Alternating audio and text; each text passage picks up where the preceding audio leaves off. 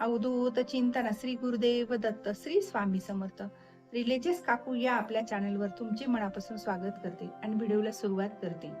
बघा, आपण रोजची पूजा सगळेजणच करत असतात, तर सगळेजणांनाच वेळ मिळेल असं नाही. प्रत्येकांना काही जॉब असतं, कुठलं तरी काम असतं आणि ह्या व्यापातून आपण वेळात वेळ काढून आपण पूजा करत असतो.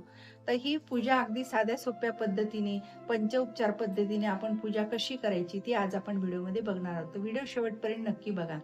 तर बघा, प्रत्येकालाच असं वाटतं की माझ्याकडनं देवपूजा झालीच पाहिजे, कारण देवपूजा झाली की आपल्या घरामध्ये प्रसन्न वाटतं, आपल्या मनालाही प्रसन्न वाटत असतं. कारण ही सेवा केल्याने आपल्या ज्या काही आपल्या आयुष्यातल्या अडचणी आहेत त्या सुद्धा निघून जातात. म्हणून प्रत्येक जणच आपली देवाची सेवा करत असतं.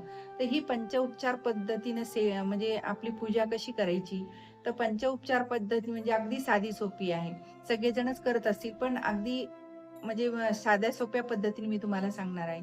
तर बघा, आपली पंचोपचार पद्धत म्हणजे पहिले धूप, दीप, अगरबत्ती आणि पुष्प, नैवेद्य हे पंचोपचार पद्धती झाली. तर ही पंचोपचार पद्धतीने आपण बघा, आता प्रत्येक आपण देवघरामध्ये आपले देव आपले घ्यायचे आणि आपल्याला तामणामध्ये ठेवायचे आहे. आणि तामणामध्ये ठेवल्यानंतर आपल्याला त्याला पहिलं म्हणजे अभिषेक करायचा आहे. तर तुम्ही पहिले शुद्ध पाणी घालायचं आहे, नंतर पंचामृत घालायचं आहे आणि नंतर परत शुद्ध पाणी घालून आपल्याला नंतर स्वच्छ देव पुसून आपल्याला देवघरात परत स्थापन करायचे आहेत. आणि देवघरात स्थापन झाल्यानंतर आपल्याला त्याला गंध लावायचा आहे. पहिले गंध गंध लावल्यानंतर अक्षदा लावायच्या आहेत. अक्षदा लावल्यानंतर आपल्याला त्यांना जे काही वस्त्र, आपण जे काही गळ्यात आपण माळी वगैरे घालतो, मोत्याची माळ, तुळशीची माळ वगैरे, तर ते माळे आपल्याला देवांना अर्पण करायचे आहेत. आणि ती माळ अर्पण झाल्यानंतर आपल्याला वस्त्र, माळ झाल्यानंतर तुम्ही जे काही फुलं पुष्प अर्पण करायचे आहेत, तर तुम्हाला ते पुष्प अर्पण करायचे आहेत.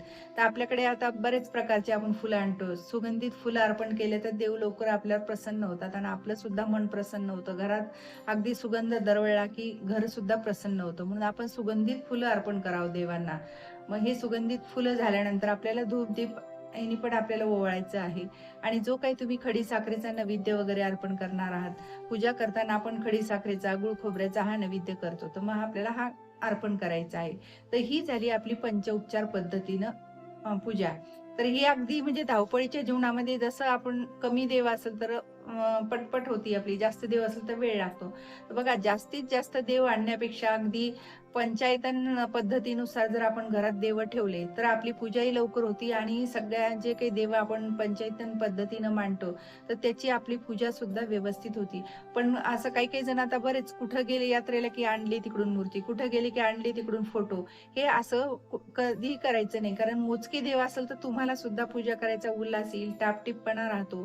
कारण जितकं तुम्ही देवांना सुशोभित कराल, जितकं त्यांना म्हणजे त्यांचं आवरून वगैरे ठेवलं आपण व्यवस्थित, तर आपल्याला सुद्धा ते पाहिल्याबरोबर देव आपल्याला आपले प्रसन्न वाटतात, आपले देवघर स्वच्छ वाटतं. तर हे आपल्याला असं करायचं आहे. कुठेही गेल्यानंतर मूर्ती नाही, तुम्ही त्या बदल्यात पैसे तिथं गल्ल्यात टाकायचे, पण कुठलंही जाऊन तिथून मूर्ती आण, इथून फोटो आण, असं करून आपलं देवघर गच्च भरवायचं नाही. कारण इतकं गच्च भरवलं की ते देवघर सुद्धा देवांना लहान पडायला लागतं आणि असं ते आपल्या व्यवस्थितपणा सुद्धा दिसत नाही. त्यामुळे मोजके देव पंचायतन पद्धतीनुसार आपल्याला देव मांडायचे आहेत. तर पंचायतन म्हणजे जे कुलदैवत आहे ते तुम्हाला वरती मांडायचं आहे आणि बाकीचे देव सगळे तुम्ही खाली मांडायचे. तर ही अशी पंचायतन पद्धतीनुसार मांडायचे आहेत. तर प्रत्येकाचं आता महादेव पंचायतन, देवी पंचायतन असतात, तर त्या टाईपचं जे तुमचं घरात कुलदैवत आहे ते तशा पद्धतीने तुम्ही मांडायचं. पण मोजके देव आणि मोजकेच म्हणजे पूजा सुद्धा सुटसुटीत होती, व्यवस्थित फुलं सुद्धा तुम्हाला व्यवस्थित अर्पण करता येतात आणि दिसायला सुद्धा म्हणजे आपल्याही मनाला प्रसन्न वाटते की आपण छान पूजा केली आहे म्हणून. कारण आपल्याला सुद्धा असं चांगलं वाटलं पाहिजे की आपण पूजा, आणि जितकं देवघरात गर्दी कराल तितकी आपली पूजा आपण करतो, तर ते देवघर सुद्धा आपल्याला आपल्या मनाला असं प्रसन्न वाटत नाही की आपल्या गर्दा गर्दा झाल्यासारखं वाटतं. याचं फुल त्याच्या अंगावर पडतं, त्याचं फुल याच्या अंगावर, असं न करता सुटसुटीत देव ठेवायचे. एका देवाच्या 2 मूर्ती आपल्या देवघरात नसू नये. एकच मूर्ती ठेवायची आहे आणि दुसरी मूर्ती तुम्ही विसर्जन करा किंवा एखाद्या मंदिरात नेऊन ठेवा. हे असं आपलं मोकळं चाकळं आपलं देवघर असलं पाहिजे. तर हे आपल्या पूजा करण्यासाठी जेव्हा आपण हे करतो तेव्हा आपलं देवघर हे पण स्वच्छ असलं पाहिजे, पुसून. देवाचे वस्त्र वगैरे हे सुद्धा आपल्याला धुवून म्हणजे स्वच्छ झटकून वगैरे वापरायचे आहेत. आणि हे झाल्यानंतर आपलं जे देवघरात जे आपण देवावरचं निर्माल्य उतरवतो, तर हे निर्माल्य सुद्धा जास्त दिवस आपल्या घरात ठेवू नये. ह्याला सुद्धा लागलीच विसर्जन करायचं आहे.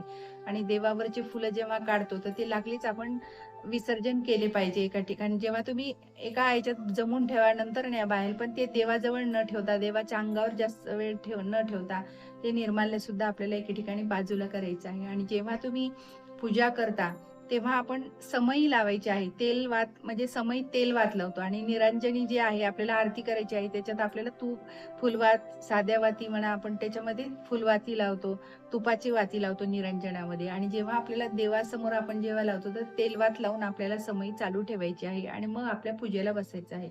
तर पूजेला बसताना बघा, आसन घेऊन बसायचं, कधीही बिना आसनचं बसायचं नाही खाली. म्हणजे आपलं जे काही आपण पूजा करतो तर त्याचं आपल्याला फळ प्राप्त होण्यासाठी आपल्याला आसन काहीतरी असं घेऊन बसला पाहिजे, कारण रिकामं बसतं तर आपल्याला त्याचं फळ मिळत नाही. आणि जेव्हा आपण पूजेला बसतो तर तेव्हा देव आपल्या वरती असले पाहिजे, कारण आपण उंच आणि देव खाली हे असं न घेता आपल्यापेक्षा देव उंच असलेले हे कधीही चांगलं. ओटा असू द्या, नाही तर तुम्ही खाली आसन घेऊन बसायचं, कारण पाटावर जरी देव असलं तर तुम्ही खाली घेऊन बसायचं. हे अशा पद्धतीने देवांची म्हणजे समोर आपल्या समोर असले पाहिजे. आणि जेव्हा तुम्ही आरती करता, आरतीचा प्रकाश सुद्धा आपण जेव्हा काही काही जण पहा त्यांच्या डोक्याच्या वर आरती फिरवतात, तर तसं न करता फक्त त्यांच्या चेहऱ्यावर उजेड पडेल असं आपल्याला आरती फिरवायची आहे. तर ही आरती करताना सुद्धा हा नियम असा आपण म्हणजे लक्षात घेतला पाहिजे. हे छोटे छोटे नियम आहेत आणि छोट्या छोट्या गोष्टी आहेत की आपल्या कधी कधी नकळत आपल्याकडून वर जाते आरती, पण हे असं न करता आपल्याला फक्त त्यांच्या चेहऱ्यावर त्याचा उजेड पडला पाहिजे अशी आपल्याला आरती फिरवायची आहे. आणि अशा पद्धतीने आपल्याला ही साध्या सोप्या अगदी छोट्या पद्धतीने आपल्याला ही देवाची म्हणजे पंचोपचार पद्धतीने पूजा करायची आहे. आणि सगळेजणच करत असतात ही अशी पूजा, पण ज्यांना सहज शक्य होईल त्यांनी हे छोटे छोटे नियम पाहायचे आहेत की आपलं कुठं चुकतंय कुठं नाही. तर चुकत तर कोणाचं, आणि देवांना साध्या भोळ्या मनाने केलेलं कधी आपलं देव आपल्यावर प्रसन्नच होतो. पण अगदी छोटे नियम, पण चला पटपट आपल्याला करायचंय, आपल्याकडनं फुलच राहून गेले, मग हे अशी ही पूजा करण्यात तर आपल्याला कमी देव असेल तर व्यवस्थित होईल, म्हणून हे छोटे छोटे आपण गोष्टी सांगितल्या आहेत व्हिडिओमध्ये. श्री स्वामी समर्थ. जय जय स्वामी समर्थ. माझा जर व्हिडिओ तुम्हाला आवडल्यास लाईक, शेअर आणि सबस्क्राईब करायला विसरू नका.